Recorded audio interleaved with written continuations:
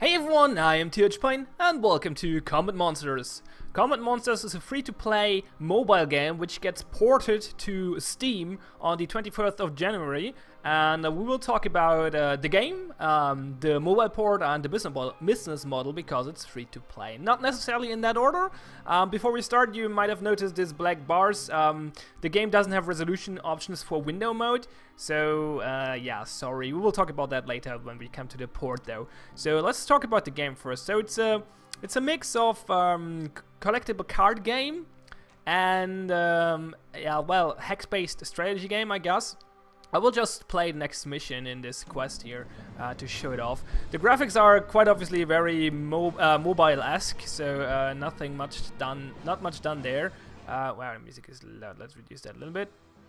So there we go. So every battle is, yeah, a battle. You get a mulligan in the beginning. You have cards. And you have a hero. Most of your cards, at least in the starter decks, are monsters or creatures. You can summon them next to your hero, and they cost mana or mojo, as it is called in this game. And the goal is to kill the enemy hero. And he has 25 health. The red number is your damage, obviously. Basic stuff.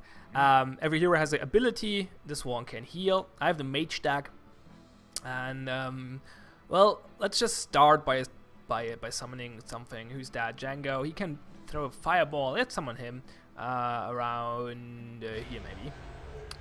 And then we move over there. You notice those little thingies on the floor.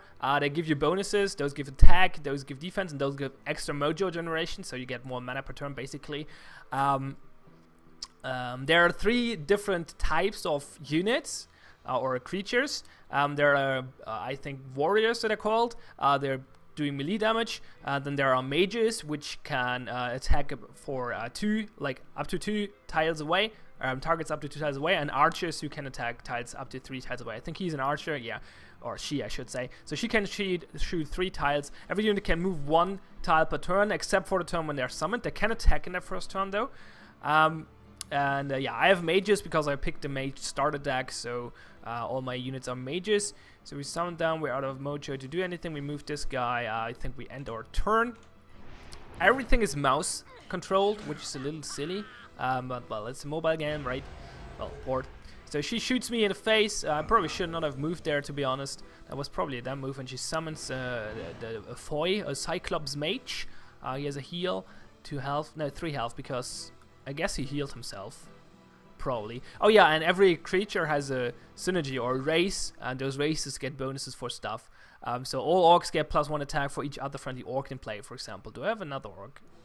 Don't think so. No, I don't. Oh yeah, then there is equipment. So this is a shield, I think. It gives shield and health, like they're health and shield. Shield replenishes every turn. Health is just 2 health. Health is, well, final if you lose health. And there are runes which you can put on those rune thingies. They give bonuses like extra mojo per turn. So we do this. This did cost us quite some mojo, but that's fine. What do we do though? I think we move over here to get the extra mojo and attack this guy. Choo choo. He goes down, and then we. Well, I could move away so she cannot kill him. I'm not sure if I want to, though. I'm not in range for attacking, which sucks. Actually, if I move over here, 1, 2, 3, she can still attack him. But then I drag her over here. Yeah, that's probably... Let's go there to force her to attack him, actually. Because if she doesn't, I get the extra mojo. So she might attack him. We'll see. She probably does. AI is not totally stupid in this game. Not exceptionally clever either. But not totally stupid, as you can see here. So she summoned her unit on a defense tile, which is pretty clever. I might actually lose this turn. I'm not, this game, I'm not sure. There are spells as well, like this one. Draw 2 cards. What do we do? She deals a lot of damage. My units are quite weak. I probably should give someone the shield. So let's summon Irene. I would say over here. And give her the shield. We could attack this guy, but to be honest, we cannot kill him anyway. He's only dealing 1 damage. We have to be careful for the shield though. This is kind of not quite annoying. We'll just attack the hero for now. So yeah, you see how this game goes. It's not that complicated. It's kind of strategic and tactical though. It's not totally blank, but it's a lot about mojo control, like with those tiles, or gain extra mojo from runes and stuff. But it's not only about that. So it's kind of interesting, I would say. I think we summon another Irene, maybe. Oh, we move her over here to get the extra mojo, that's for sure. And we probably... let me think that through. Yeah, we go... No, actually, I want to stay there because the extra mojo. Yeah, okay, I know what we do. We summon her over here. So, humans have the ability that they get extra attack for each human nearby. And then we use this thing on someone. Wait, how much health do they have? 4 to...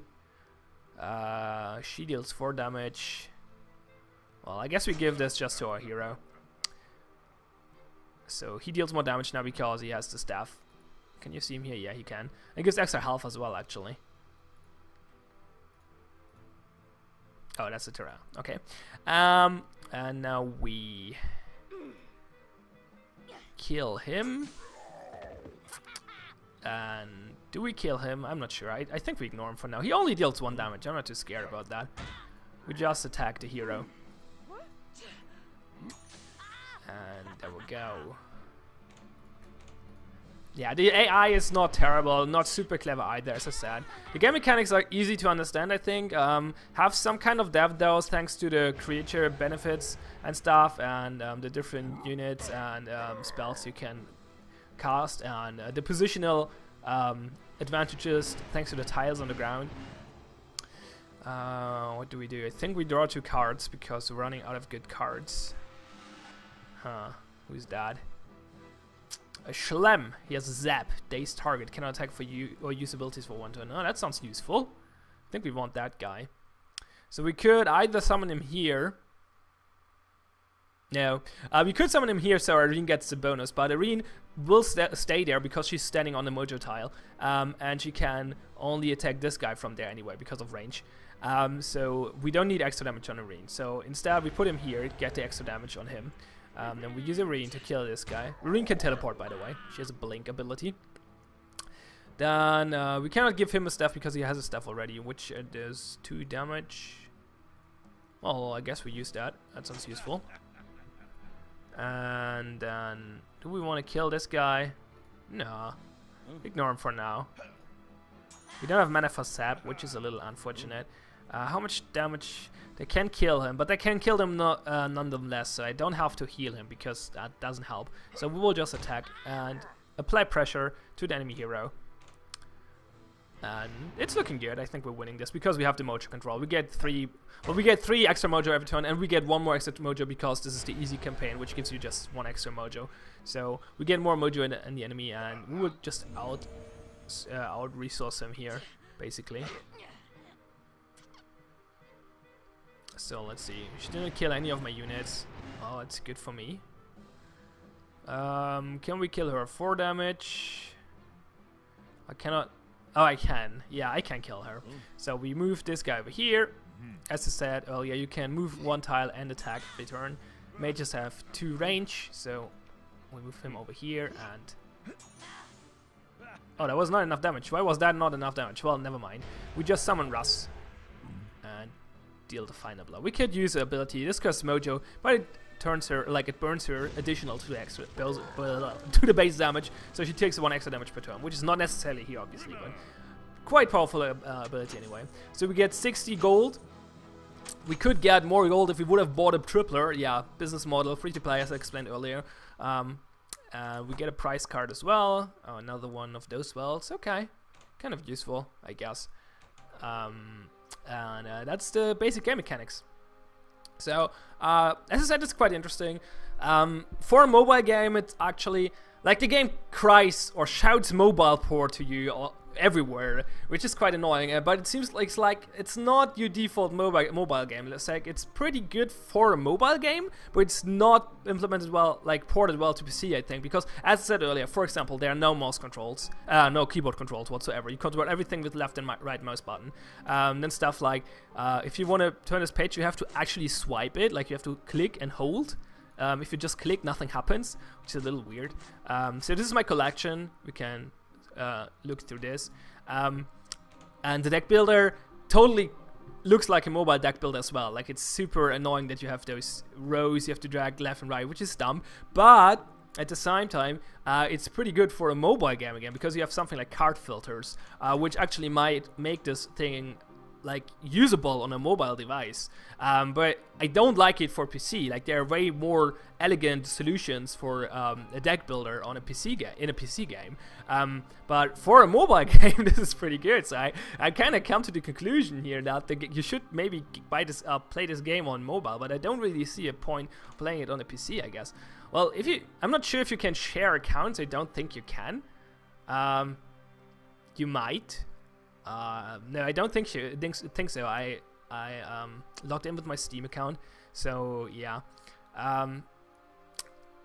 But yeah, you have stuff like progress. Well, that's not too interesting, but replay mode, where you can put in a number and watch after an ID and watch a replay.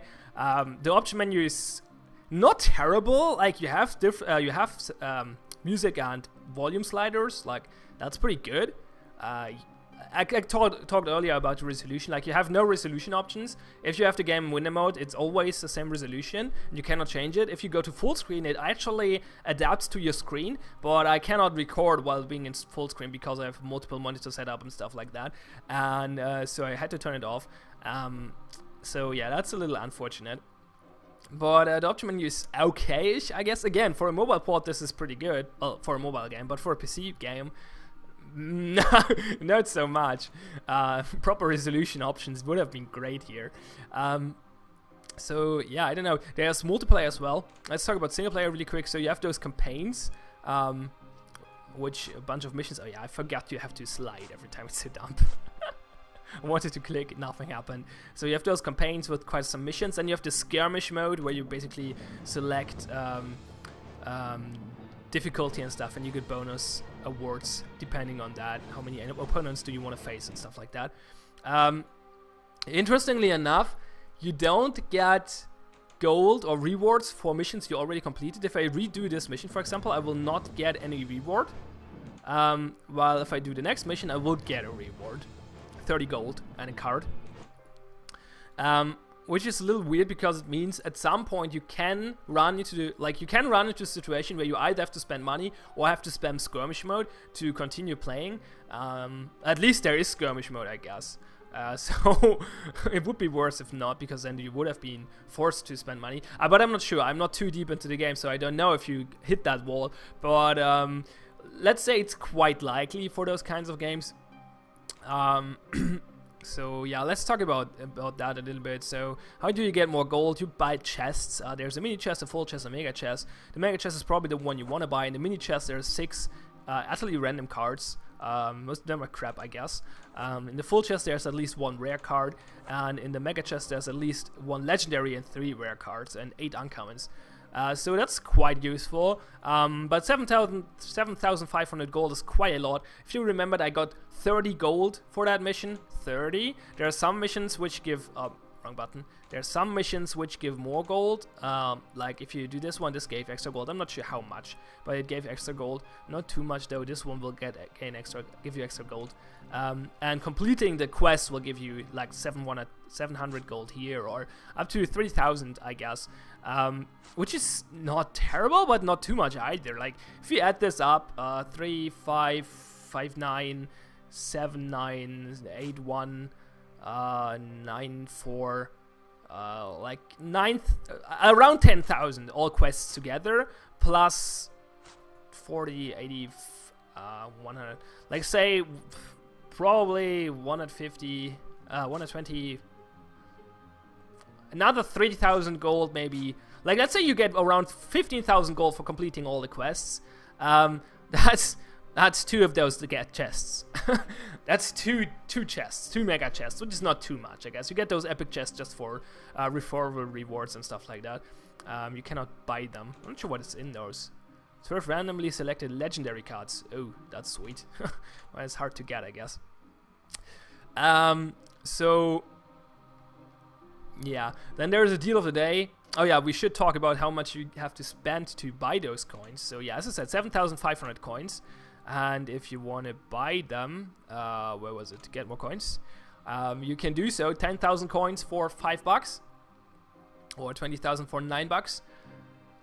So I guess the mega chest is around, well, a little less than $5, I guess. 4 euros. Well, it's euros, not bucks. I'm not sure what the amount is in dollars, but it's like 4 euros. You can get this tripler or doubler, which will increase the amount of gold you gain for every quest you do.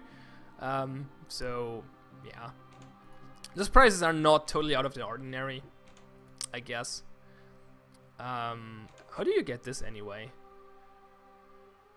Oh, this is a super special quest. It's only 550 and you get 300 random cards.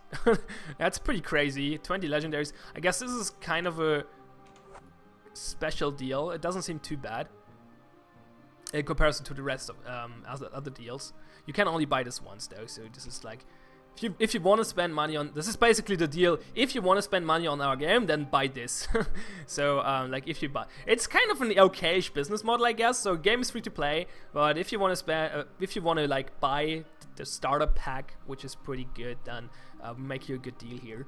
And there's a deal of the day. What does this cost, by the way? Okay, 300 gold. You can buy this one card. Draw an archer flick. Okay, this will probably change every day because it's a deal of the day. Yeah. So yeah, multiplayer mode is actually quite interesting as well. Sorry that I jump a little bit, but I think I've talked about most of the port and mobile and free-to-play issues or stuff. Not necessarily issues. Multiplayer is actually interesting. You can do a real-time battle and you can do an asynchronous battle. Where you basically can start multiple games against other people, and you do a turn, then you wait for your opponent's turn, and you can do them whenever. So I have a game running with this guy, Passive 02. I'm not sure, it kind of looks like a bot. I'm not sure. He did not do a turn for multiple hours now, but he has 21 hours remaining, so I'm not sure. He might do his turn sometimes, at some point. What I'm talking about. God damn it, my English sucks today. And this is quite interesting that you can do this because not a lot of games offer this, especially not mobile games. I like this. It remembers me of the multiplayer of Frozen Synapse, which was pretty good. Asynchronous play is a nice feature. I like that. And so yeah, as I said, like to summarize, the game is not bad. Like from the game mechanics here, it's a unique mix. Well, not too unique, but it's kind of unique. It's not too many games of that genre. It's not the only one. But yeah, if you like card games and like Heroes of Might and Magic stuff, and yeah, it's an interesting game. Not too complex, not too easy. The collectible cards system is kind of interesting. However, it's a mobile port and you see it everywhere. Like no keyboard control. The option menu is barely minimum. Well, at least it has some volume sliders, so that's a plus. But no resolution options and stuff. It's free to play. You have to decide if you can bear with that or not. I guess you have to make your own call here. I think I showed you everything there is to show for now. As I said, the game will come to Steam on the 24th of January, but you can download it in the App Store or in the Play Store already on your phone or your tablet, so feel free to check it out there as well. And yeah, that's Combat Monsters. Thanks for watching, have fun, and see you next time.